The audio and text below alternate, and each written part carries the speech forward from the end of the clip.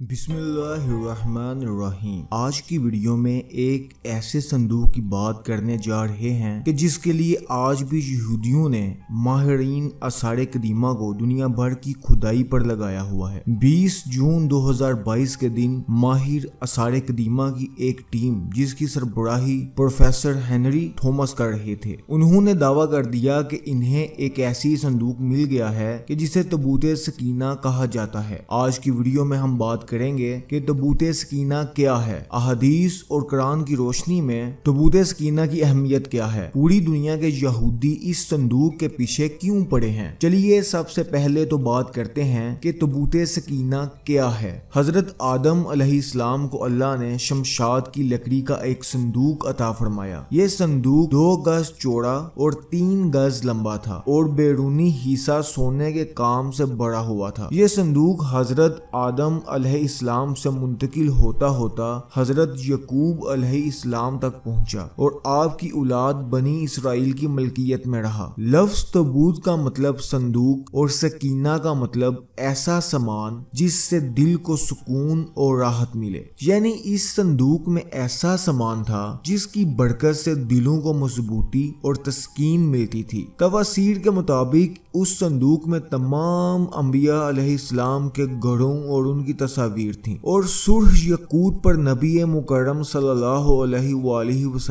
वसल्लम की भी तस्वीर मौजूद थी। ये याद रहे कि ये तस्वीर कुदरती थी। खैर, ये संदूक बनी इसराइल के जरिए जब हजरत मूसा अलैहिस्सलाम को मिला तो आपने उसके अंदर अपना आसा मुबारक भी रखा। इसके अलावा जन्नती लाठी, तौरात शरीफ के टुकड़े, हजरत मूसा का लिबास मुबारक, हजरत हारून का अम्मामा शरीफ, हजरत सुलेमान अलैहिस्सलाम की अंगूठी और बनी इसराइल पर नाजिल होने वाले मनो सलवा भी संदूक के अंदर मौजूद हैं। हजरत यकूब अलैहिस्सलाम का दूसरा नाम इसराइल था। इनकी औलाद बनी इसराइल यानी औलादे इसराइल कहलाई। हजरत यकूब अलैहिस्सलाम के एक बेटे का नाम यहूदा था, जिनकी नस्ल को हम यहूदियों के नाम से पुकारते हैं। ये संदूक बनी इसराइल के पैगंबरों के पास आ गया। यहूदियों के पहले रसूल हजरत मूसा अलैहिस्सलाम थे। ये संदूक उनके ज़ेरे इस्तेमाल रहा। हजरत मूसा अलैहिस्सलाम जंग में इस संदूक को आगे रखते थे। इससे बनी इसराइल को सुकून नसीब होता था। हजरत मूसा अलैहिस्सलाम की वफात के बाद यह संदूक कौम के सरदारों के पास चला गया। यह संदूक बहुत बबरकत थी। बनी इसराइल के लोग इस संदूक को रख कर जो दुआ भी मांगते वो फौरन कबूल होती थी और हर जंग इस संदूक के होते हुए वो जीत जाते थे। फिर आहिस्ता आहिस्ता ये कौम बद अमालियों में पड़ गई और सरकशी करने लगे। जब लालच, सरकशी और उनका जुल्म हद से बढ़ गया तो अल्लाह ताला ने इनको अजाब देने के लिए उन पर कौम अमालिका मुकर्रर कर दी। इस कौम के बादशाह जलूत ने उन पर इंतहाई जबरदस्त दावा बोला और उनकी बस्तियां उजाड़ दी, शहरों को जलाकर राख के ढेर बना दिया और उनका तबूते सकीना छीन कर साथ ले गया। मुफस्सिरीन के मुताबिक उसने इस तबूत को गंदगी के ढेर पर फेंक दिया। तबूत की इस बेहुरमती पर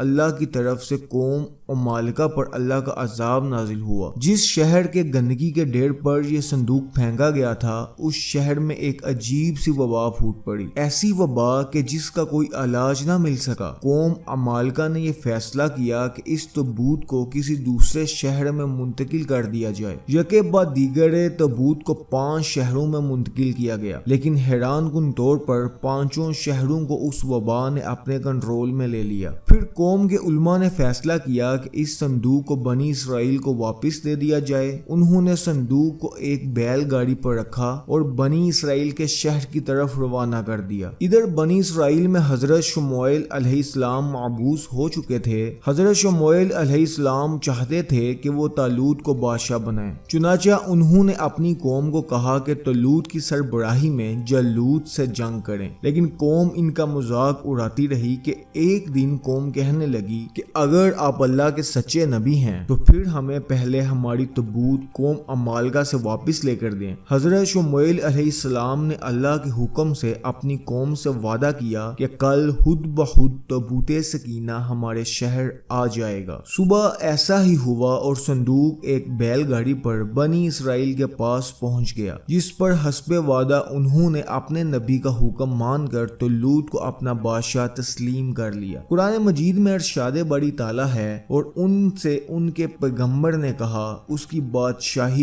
بادشاہی کی علامت یہ ہے کہ وہ صندوق تمہارے پاس آئے گا جس میں تمہارے رب کی طرف سے تمہارے سکون و اطمینان کا سامان ہے، جس میں آل موسیٰ و ہارون کی چھوڑی ہوئی چیزیں ہیں جسے فرشتے اٹھائے ہوئے ہوں گے۔ اگر تم ایمان والے ہو تو یقیناً اس میں تمہارے لیے بڑی نشانی ہے۔ تبوت سکینہ دوبارہ حاصل ہونے پر اس قوم کے حالات میں ایک بار پھر بہتری آنے لگے گی، لیکن ان کے اعمال وہی رہیں گے۔ پھر حضرت داؤد علیہ السلام کا دور آیا۔ اس وقت تک یہ قوم خانہ بدوشوں کی سی زندگی گزارتی تھی اور تبوت سکینہ بھی ایک خیمے میں ہی رکھا جاتا تھا۔ حضرت داؤد علیہ السلام نے ان کے لیے ایک عبادت گاہ تعمیر کرنے کا ارادہ کیا، جسے ان کے بعد ان کے بیٹے حضرت سلیمان علیہ السلام نے بیت المقدس کے مقام پر عظیم الشان عبادت گاہ کی شکل میں پایہ تکمیل تک پہنچایا۔ تبوت سکینہ کو خیمے سے نکال کر اس عبادت گاہ میں رکھ دیا گیا۔ اس عبادت گاہ کے تبوت سکینہ والے حصے میں سوائے انبیاء اور سب سے بڑے عالم کے کسی کو جانے کی اجازت نہیں تھی۔ حضرت سلیمان علیہ السلام کی وفات کے بعد آپ کی انگوٹھی مبارک بھی اسی تابوت میں محفوظ کر دی گئی۔ جب حضرت زکریا علیہ السلام کا زمانہ آیا تو اس وقت تک یہ قوم اس قدر گمراہی میں ڈوب چکی تھی، اللہ کے پیغمبروں کی تذلیل و تحقیر ان کا معمول بن چکی تھی۔ ان پہ ظلم ان کے لیے عام سی بات تھی۔ اللہ تعالیٰ نے ان سے سخت ناراض ہو گیا۔ یہ حضرت عیسیٰ علیہ السلام کی پیدائش سے 586 سال پہلے کی بات ہے کہ حضرت